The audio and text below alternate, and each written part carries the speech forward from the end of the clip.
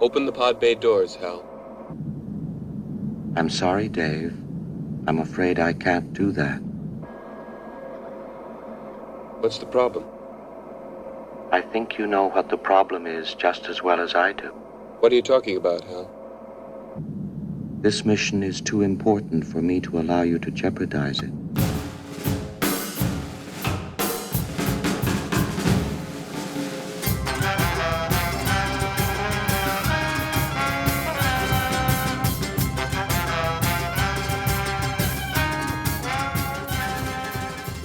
Welcome to Amusing Jews, where we celebrate Jewish contributors and contributions to American popular culture. I'm Jonathan Friedmann. And I'm Joey Angelfield. Producer-engineer Mike Tomren is working somewhere behind the scenes. Amusing Jews is a project of Adat Chaverim, Congregation for Humanistic Judaism, the Jewish Museum of the American West, and Atheists United Studios. Hey Joey, what if AI could be used to communicate with the dead? Would that mean the end of death as we know it? What are the lines dividing artificial intelligence and human intelligence? At what point are these lines blurred? A brilliant graphic novel by today's guest grapples with these questions and much, much more. We're excited to chat with Amy Kurzweil, a cartoonist and graphic memoirist whose latest book is Artificial, a Love Story. She previously authored Flying Couch, a graphic memoir, and you can find her cartoons in The New Yorker. Amy, welcome to Amusing Jews. Hello, it's great to be here. Thanks for having me. In the acknowledgments in the back of Artificial, you thank your art supplies.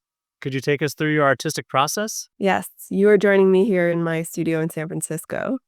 So some of my tools are probably around me. I found one of them, a pen. Yeah, so my process is actually very writing heavy because I was trained as a writer. So I studied creative writing in college and also in grad school. And I just tend to think best through, either writing by hand or sitting in front of a word processor. And so Artificial is my second book. My first book is called Flying Couch. Both of them started with words.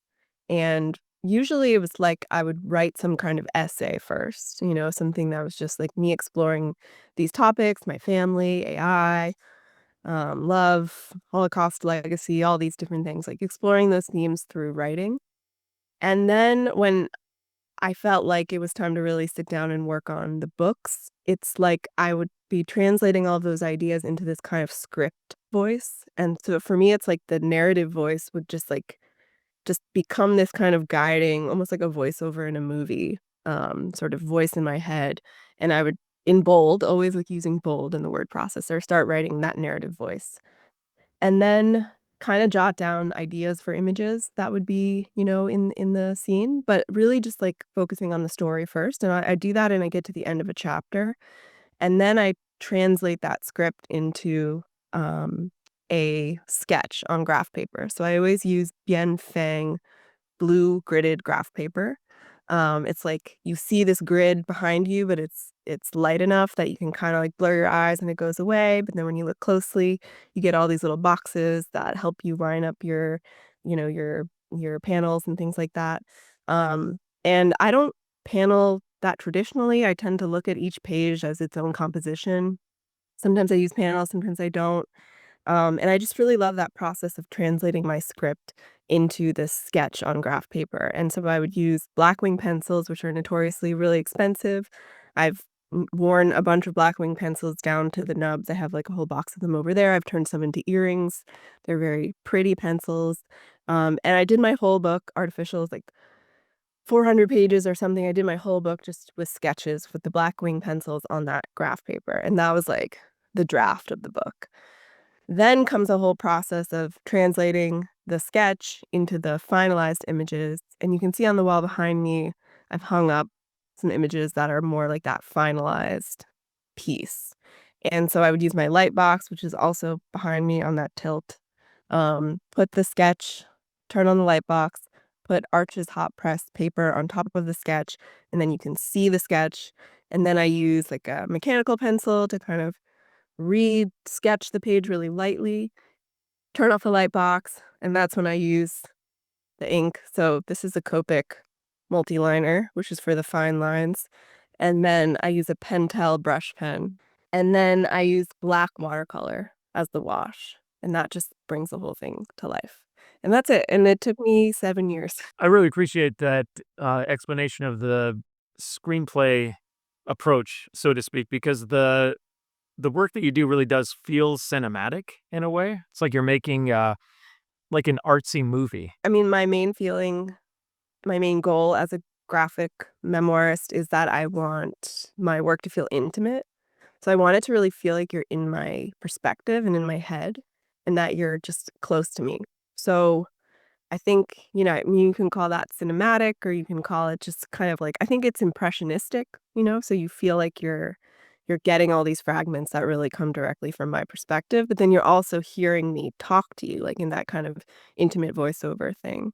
I think comics are really exciting because they just have this, they can tap into what's really special about books and writing, which is that interiority, but then they can also use a lot of the techniques of film, which is like that kind of viscerality of the visual medium. What's really special about comics is that they're handmade. And so you see the mark of the author, and like that's the thing that really draws me, especially to graphic memoir again and again. Well, I know that there is debate now in some comic book creating circles about the use of AI and certain policies trying to limit that. And since we're talking about AI, I don't know if you have any feelings about that vis-a-vis your own artwork. Yeah, so I mean, I guess like one of the goals of my book was to get people to think about AI differently and artistically. So I guess I'll just back up and tell the listeners a little bit about my book. So the plot of Artificial is that my father, Ray Kurzweil, who's an inventor, um, his father, my grandfather, who I never met, who is a musician from Vienna who fled the Nazis, died before I was born. And my father has been saving all these artifacts from my grandfather for 50 years. And the plot of the book is that my father decides he wants to collect all of my grandfather's original writing and build this AI chatbot that writes in my grandfather's voice. And we can talk more about the chatbot if you want. But I came along as, this curious, artistic, philosophical thinker who wanted to be a part of the project, but also understand what it could teach me about AI and about humanity and life and love and all those things. So, what I discovered in that process and through the book was that AI really is like an artistic medium. When we talk about AI today, we're talking usually about like very specific kinds of generative AI that are sort of at risk of replacing human labor. That's usually how it's positioned in the kind of techno-capitalist world. And that, like many things in the techno-capitalist world, is extremely uncreative and very disappointing and can be very inhuman.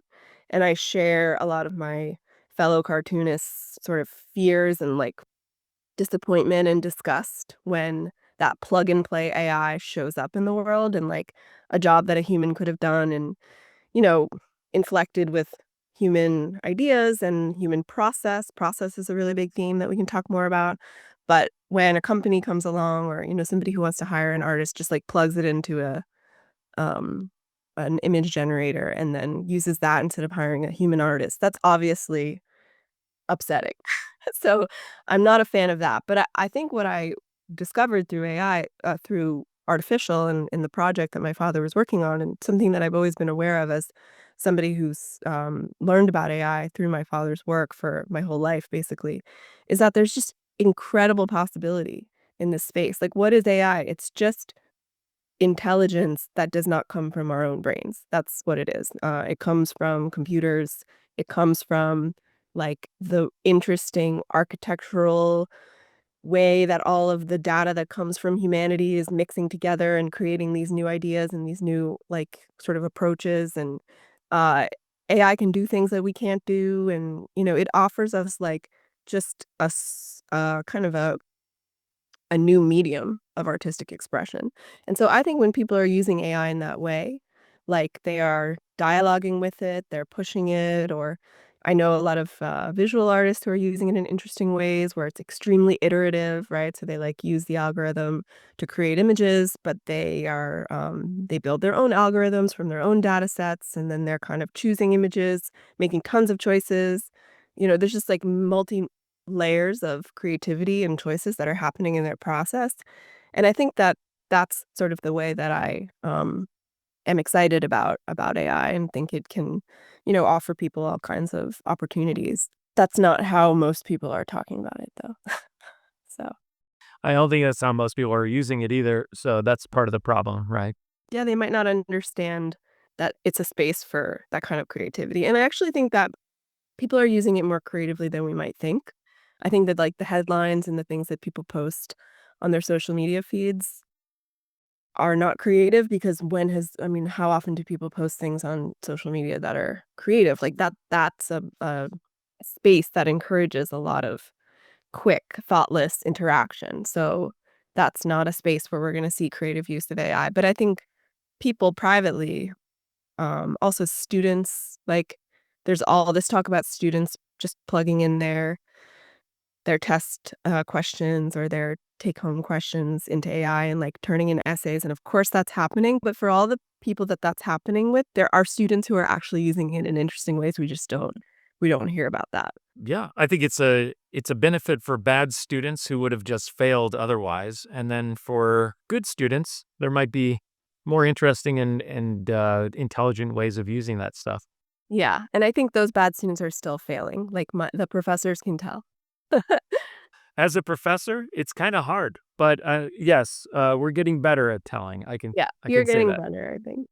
Yeah. My partner is a professor, and I think he's felt encouraged to prompt his students to like teach his students how to use it in interesting ways. So he teaches philosophy, and so he'll have ask his students to like dialogue with the AI, have the AI come up with objections, respond to it, things like that. And also, I think he just like tries to ask kinds of questions that the AI, that he knows the AIs aren't gonna produce a perfect answer to. Like, um, I think, yeah, I do think, like, professors have to be thinking about ways that they can tap into, like, what is the thing that their student alone uniquely can contribute? So asking, like, about personal experience, I think, and something that might encourage, like, more fresh thought from students. So, I don't know, I think it's an interesting opportunity for professors to, like, rethink the kinds of questions that they wanna ask their students that they think are valuable. Yeah, I think the days of multiple choice questions are over. Oh, totally. Yeah, I don't wanna pretend that I'm like that it's all rosy. I mean, there's all kinds of challenges and, um, it's like when it's easier to create something by doing nothing, that is bad. So it's pretty easy to just create something by doing nothing, and I think, like, that's a task we have to take on as educators and artists is, like, there's no replacement for creative labor. And why would we wanna replace that actually if we really care about creating? Enjoying the show? Click like and subscribe. A central character in your book is your father, Ray Kurzweil, a renowned futurist and pioneer of artificial intelligence. Do you share your father's optimism about AI? Yeah, my father is as we were talking about earlier, is a person who's been in AI for 64 years, and he claims that's a record.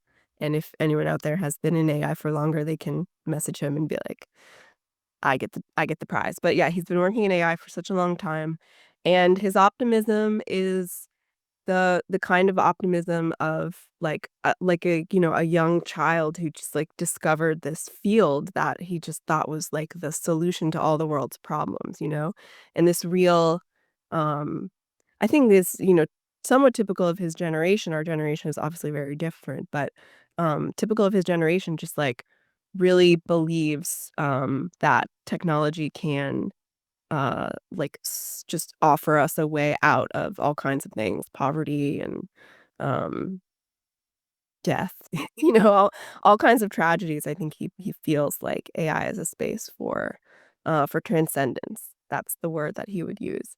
When we get to the 2030s, nanobots will connect our brains to the cloud, just the way your phone does. It'll expand intelligence a millionfold by 2045. That is the singularity. We will be funnier, sexier, smarter, more creative, free from biological limitations. We'll be able to choose our appearance. We'll be able to do things we can't do today, like visualize objects in 11 dimensions. And so I grew up with that kind of perspective. I like to say that I'm sort of like a culturally a transhumanist. Like my father would call himself a transhumanist, someone who believes that the destiny of humanity is like on track to merge with technology, and we will become this kind of new being.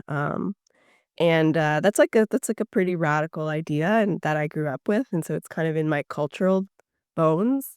But that doesn't mean that I've bought into all this, all the ideas and all the sort of trappings of that ideology. But I'm like familiar with it and sympathetic to it, and it's definitely affected the way that I think about technology. And I think one of the markers of my like cultural transhumanism is that I really do feel like optimism is a self-fulfilling prophecy, and that we have to imagine the robot that we want to see in the world, and that we have to think about technology as a space for creativity. I think there's like people like my father who are like really truly weirdos. I think that's something about my father that I tried to draw out in the book. Like he's really strange and creative and quirky. And his love of technology and love of invention really comes from like this desire to express himself, a desire to like address disability, address social alienation. Like he feels like technology is this way that we can actually really connect, that we can get over some of the human barriers that keep us from connecting. Kind of a hippie-ish, like there's some hippie ideas in there. There's some weird identity ideas in there, like the expansiveness of our identities can be expressed through technology, like all these like weird ideas that really don't get associated with AI today, now that it's this, very like money-making space. So there is something about the success of AI as just in the marketplace that has corrupted it. I think that's the simplest way to say it. Um, but that's not like my father's history with AI. His history with AI is nobody knew what it was. And it was just this like thing that only nerds did and thought about.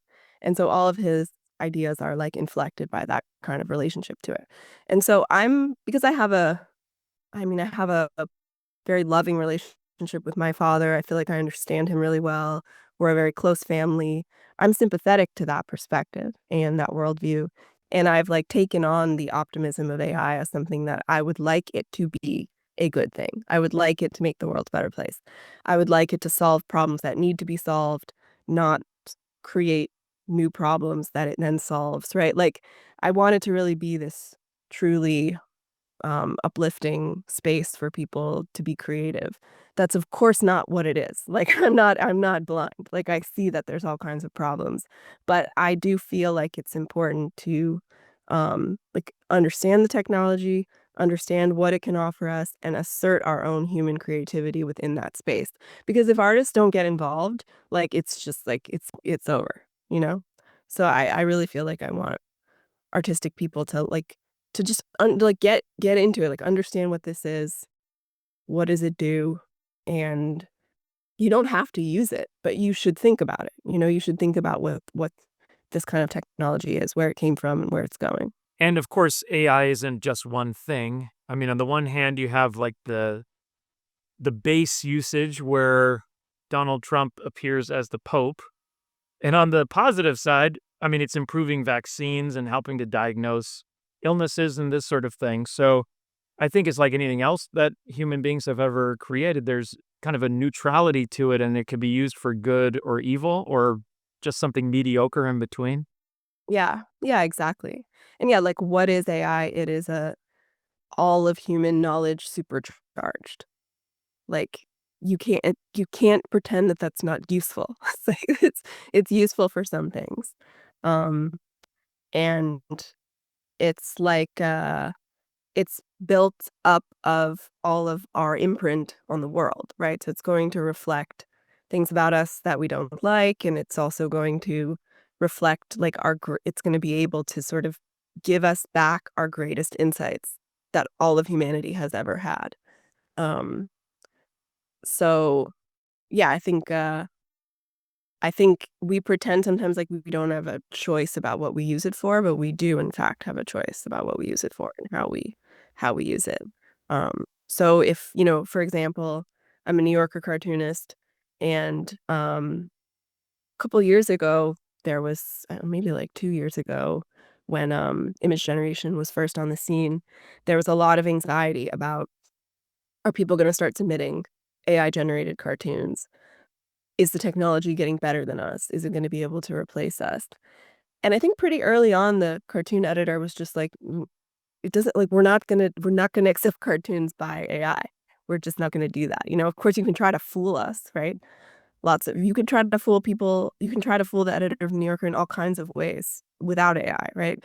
People can try to, um, I don't know. I mean, like people can try to submit their AI generated cartoons, but the cartoon editor has said that we're not interested in that. And that's a choice that she can make because she cares about human created cartoons because that's the legacy of the New Yorker. So it's like we can just choose that. We can just decide we care about human process, we care about human art. Those are choices we can make. I think we should feel like empowered to ask for that. Tell us a little something about Fredbot and your interactions with it or with him.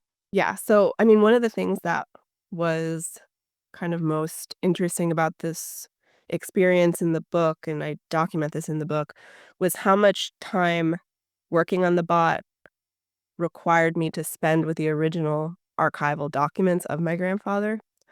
So the way that the Fredbot worked is that you would ask a question and it would return a passage from Fred's archive, something original that he had written at some point in his life.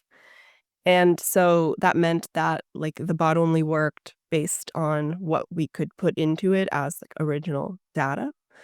And so my role in the project was to find examples of my grandfather's writing and then like type those up.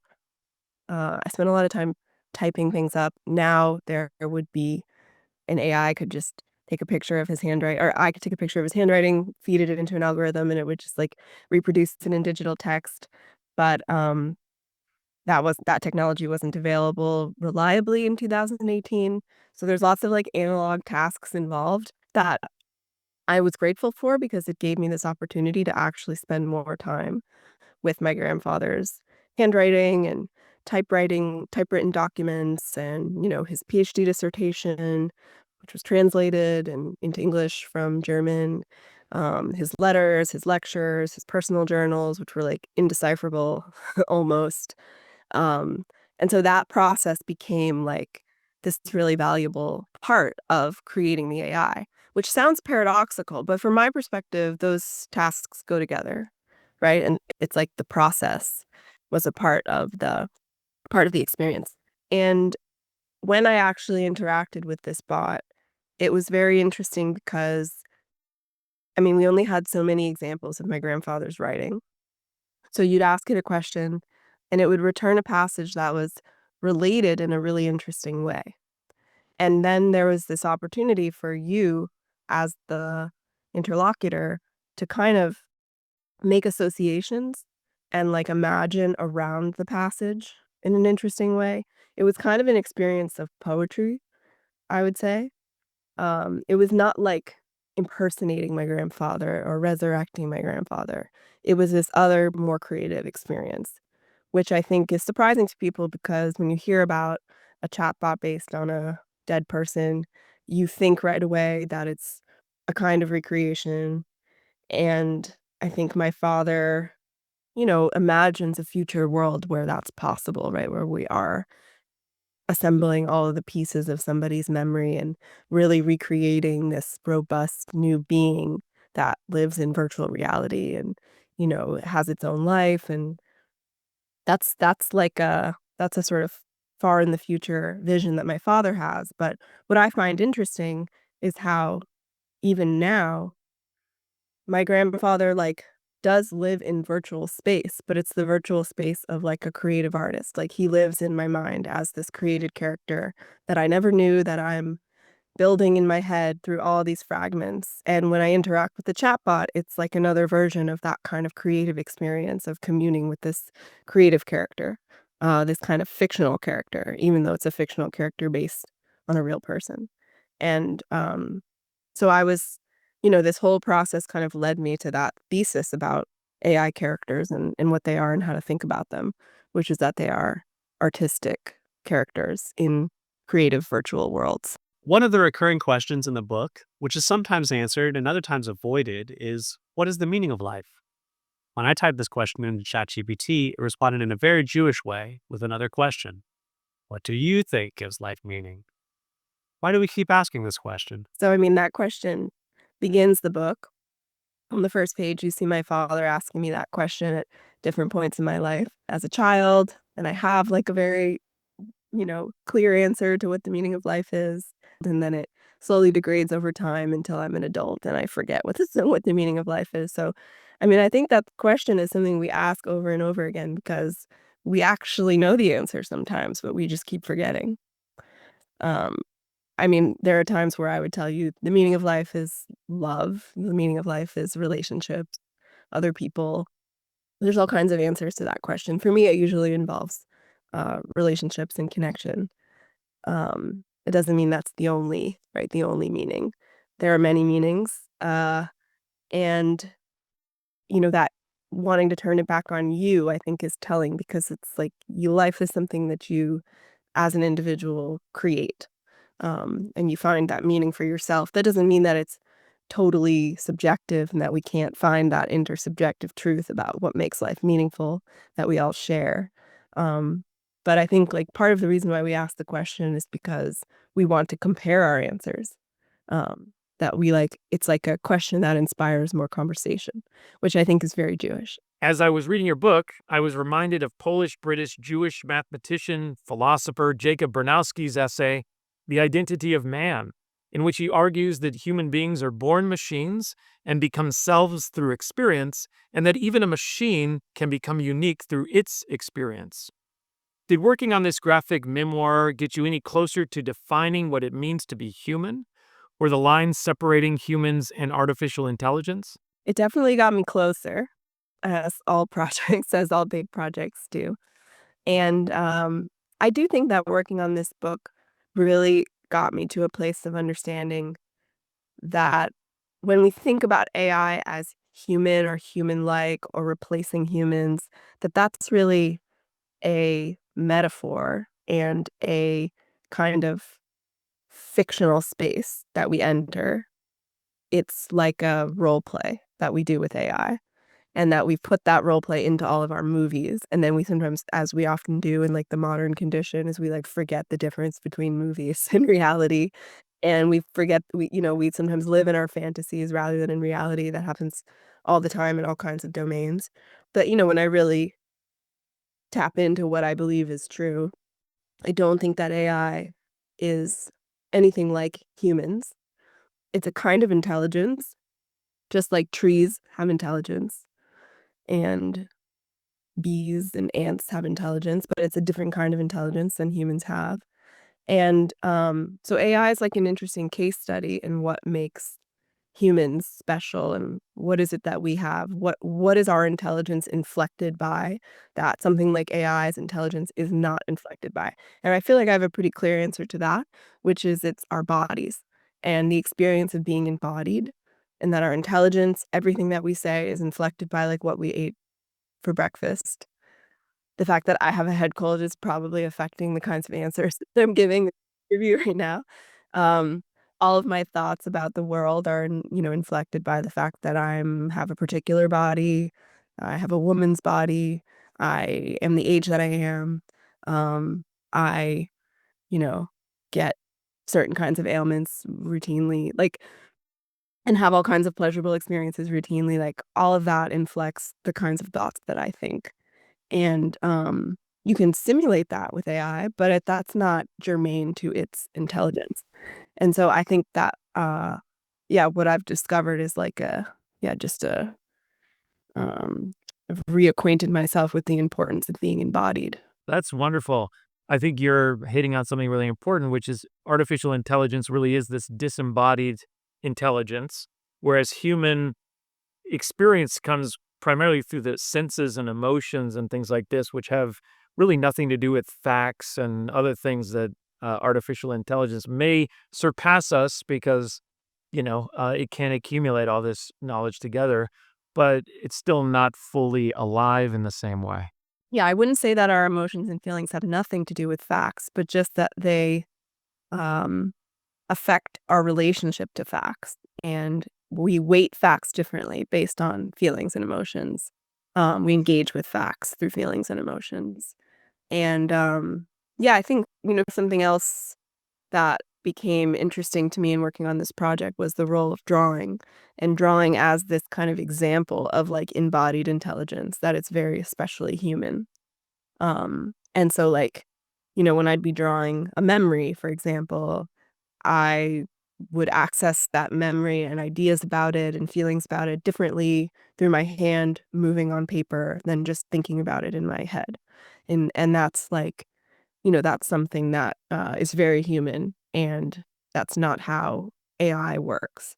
Of course, we could talk about, movements in AI that are trying to simulate that, right? There's like a whole kind of embodied robotics movement in AI that ultimately didn't really go anywhere.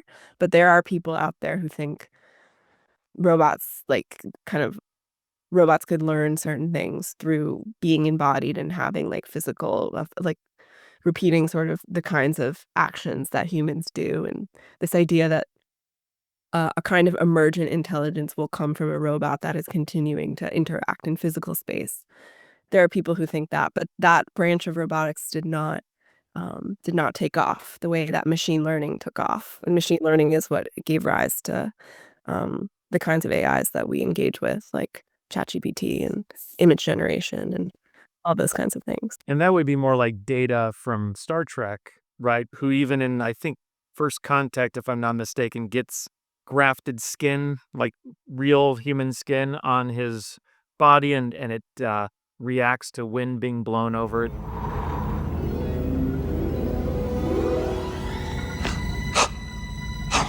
We may get there. I'll have to ask your dad about that. We may get there, and I think like my perspective on, you know, theoretical AI is like, okay, like I'm open to it, but like, we got to talk about like what's real and that what we're actually engaging with in the world, and then like what's theoretical, and like they're different. Yeah, so there's all kinds of interesting, fantastical ideas about what machines could do, and Star Trek I think is like the best example of that because it's so utopian, and I think that's such an important contribution to this morass of dystopian tech visions. Like Star Trek is one of the only utopian tech visions out there, and it's so important for that reason. Um, yeah, I think that's like those are the robots we want to see in the future. What do you hope readers take away from Artificial, a Love Story? Mostly, I just hope they have an experience of spending a lot of time with it and giving it close attention. I think there's a lot of things, especially in the tech world, the sort of techno-capitalist world that wants to capture your attention and suck you in and have you be moving really quickly through all kinds of things. And ultimately, that's all designed to sell you things. Like that's the engine of your smartphone.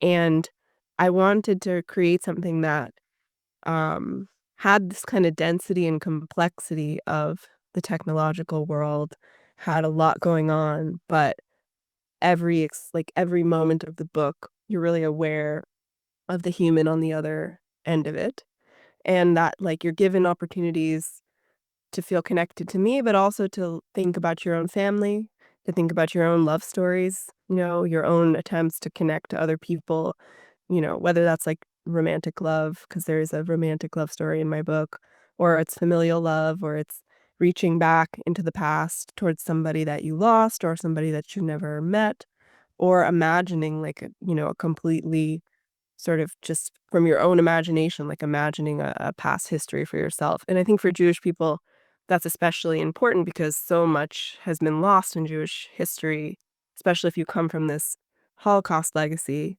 There's just like whole worlds and ways of life that feel lost. And so, I wanted to give people this like really immersive experience of meditating on those questions and those desires for connection. Um, and I like wanted to put you into a certain state in order to do that, which is like the state of really close attention. So like if a reader is in my book and they spend a lot of time on one page, that makes me so happy. And if they like notice the tiny little cat figurine on the shelf in the back, if they're like reading the spines of the books, that's what I want them to be doing, because I think that's a really nice kind of mind space to be in. Well, thank you so much, Amy, for joining us. Thank you for having me. Thanks for your questions. And to our audience, now back to your regularly scheduled lives. Amusing Jews is here to amuse you. If you like being amused, go ahead and click like and subscribe.